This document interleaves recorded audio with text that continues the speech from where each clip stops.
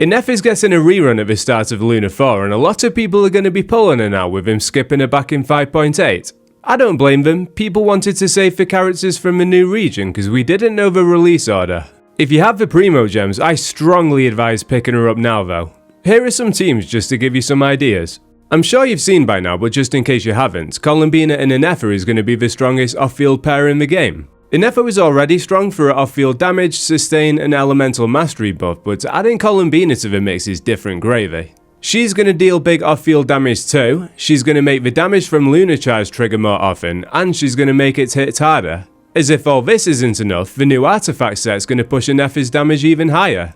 It gives her both elemental mastery and lunar reaction damage. I've gone with this as the first team just to demonstrate to you Ineffa's power even with DPSs people don't consider to be great. In Luna IV, with both the new set and Columbina, she'll be even stronger than she is here. Her flexibility is a main strength though, you can go with any Hydro on-fielder, Electro, Anemo. Dendro characters are an option too for Hyper Bloom on steroids. Some Pyro units even work as the on-fielder like Arlecchino. Back when Ino came out in Luna 1, people discovered this Overvape team using the two of them with Ineffa and Bennett. The logic is that you're applying enough of each element to trigger all three of Vape, Overloaded and Lunar Charged. I was holding out hope that Columbina would replace Ino in this team given the Harbinger status, and if you're the same, you'll be glad to know that she does, and it genuinely might even be Arlecchino's strongest team. Not to mention the fact that it's easier to play than Melt teams because you don't have to worry about elemental application. It's a lot more random bullshit go. She got benched by a lot of people because Mawika's simply stronger, but as one of Arlecchino's strongest soldiers, I'm going to be playing her a lot this patch. One of my favourite designs from Natlan is Aether. I like the whole Day of the Dead aesthetic he has in his Night Soul form, but even outside of that, I just like the rest of his design anyway. Unfortunately, he is on the weaker side and Ineffa helps with that, but now Columbina makes it so that he's even better. Is he contributing much to the team? Not really. He does hold Viridescent Venera, which is useful for shredding opponents' resistances. His healing is a bonus too, because I don't think Ineffa's shield is the strongest in the game. Auroron's similar in that he's not too useful, but giving him Serenade enables Columbina and Ineffa to both hold the new set, which buffs their lunar reaction damage. I think it's important to play characters you actually like though. I do think theory crafters and spreadsheets have big value to the community because they give us perspective. They show us how characters and weapons perform relative to others. With that said though, pulling purely for meta and not being able to play your favourites is a miserable experience and I found it leads to burnout quicker. It's nice to have a units like Columbina lifting our favourites up so that they can put the star on top of the tree even if they can't reach it by themselves. Sticking with this idea, of all units in the game, one of the most underwhelming among the entire player base is C0. People loved his design, he was the face of Sumeru in the Teyvat trailer, he was prominent in the manga for those that read it, people even like his Unga Bunga playstyle with his quick slash attacks. It doesn't help that they land weaker than his jokes though. To those that have it, you'll probably agree that Ineffa's introduction to the team is enlightening. Get it? Enlightening? Columbina will be an upgrade over Xingqiu here, and either of Lauma or Doran in the flex slot gives us what will likely be C0's new best team. They have genuine synergy too, because C0 has a long burst duration, so he wants units that have long durations themselves. Fortunately, all the units I just mentioned do. While these units are great for C0, there are better on-fielders, so ground your expectations. C0 get in play in Big 2026, it'll be like Ineffa left. Okay, so we've looked at a few teams with less meta characters to demonstrate Ineffa's flexibility. Let's start looking at some more meta ones now, starting with Flynn's. Ineffa's value is that she provides sustain, an elemental mastery buff, and a lot of off-field damage. Even more so with the new set in Luna IV.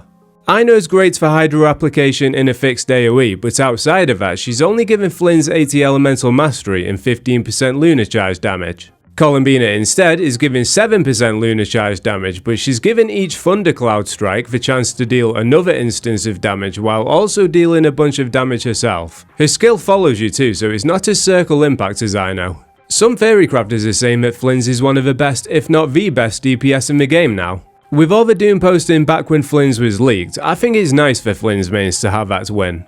The unit making it an argument for the best DPS in the game is Neffa. Her best sustain as of right now is Ineffa for the shield, off-field damage and the elemental mastery buff, and Ineffa's damage scales off. I don't suppose many people watching this will have all three of Ineffa, Lauma and Ineffa, but if you do, this is one of the strongest teams, at least until Columbina comes out. To be honest, it felt like one of the strongest teams in the whole video. I'm not a theory crafter, so I can't back that up with spreadsheets, but it was clearing content as quick, if not quicker, than the other teams. It's also convenient that your Hydro character wants Serenade, because you'll have pieces from when you farm Neffa's set.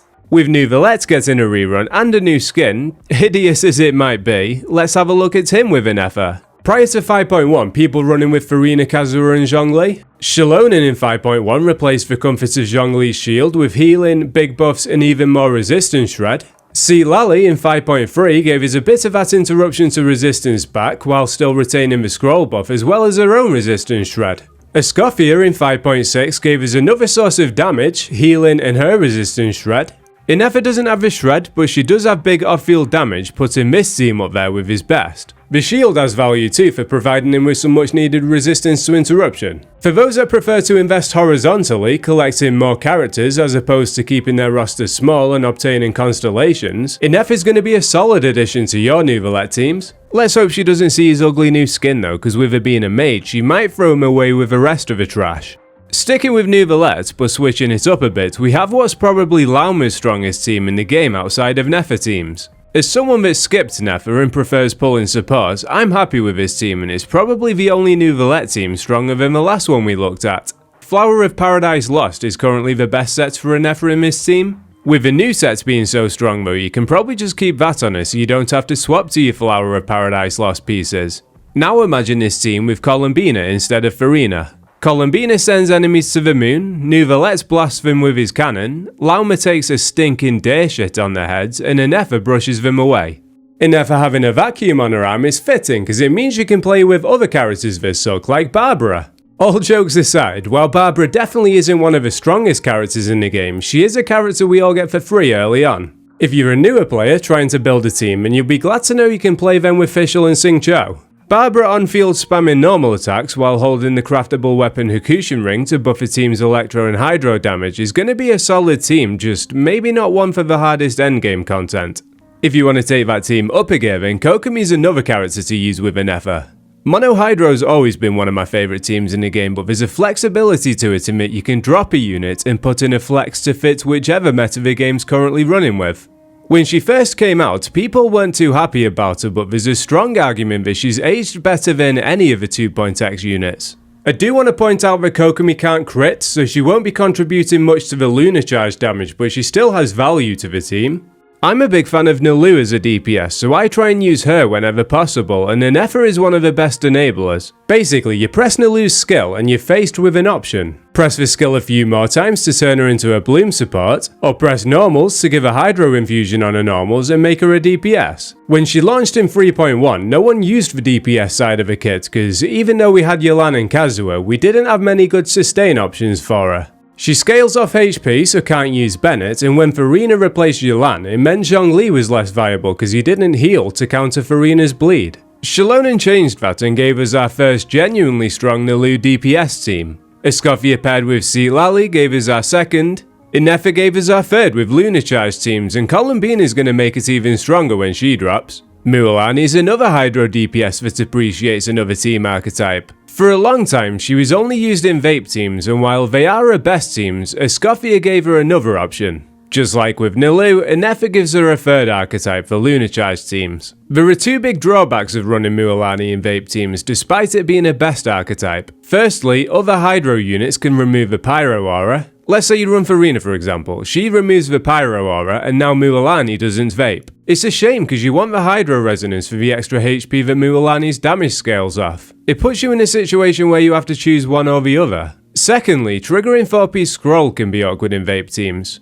You won't have that issue with Ineffa. Drop Farina's skill, switch into Xiaolonen, then Ineffa, then Mualani. It's less of a Mualani hypercarry team, but that doesn't make the team worse. If anything, it gives her another use so she might get played a bit more. To any Chaska mains undecided on whether or not to pull Ineffa, you could say they have one leg in and one leg out.